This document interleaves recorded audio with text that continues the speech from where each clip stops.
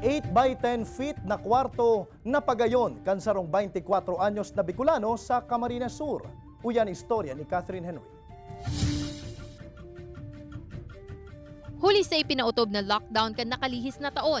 Ang pirasa sa tuyang mga kapuso, natawan ng panahon asin pagkakataon na idagos ang mga proyektong dati pangiturogan sana. Digdi sa Bao Camarines Sur, nakakabilib ang proyektong natapos kang 24 anyos na si Mel Norman Cortez. Sa espasyong 8 by 10 feet niyang kwarto, nakagibo siya nin sarong loft bed. Sigun kay Mel, ideal ang paglalaag kay ni sa mga sadit na kwarto. Napaka-ideal niya for space saving, kaya pwede siyang gayahin ng ibang tao, lalo na yung may mga merong tiny rooms.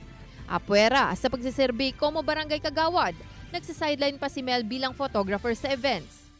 Sigun sa iya, ang ginastos sa iyang loft room project asin ang gabos na bagay na yaon sa iyang kwarto, katas kad sa iyang pagtitipon asin tiyaga.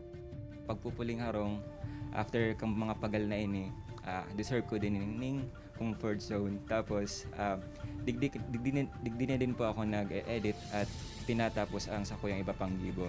Nauugma man si Nanay Josefina sa dedikasyon na pinahilingkan sa iyang aki.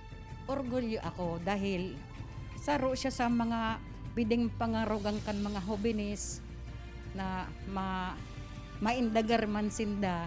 Pigheras man ni Mel na sa sakit na darakang pandemya, dahil mawaran ng pag-asa. Gabos na naging matrayumpo sa buhay, nagpuon sa sadit na pangiturogan.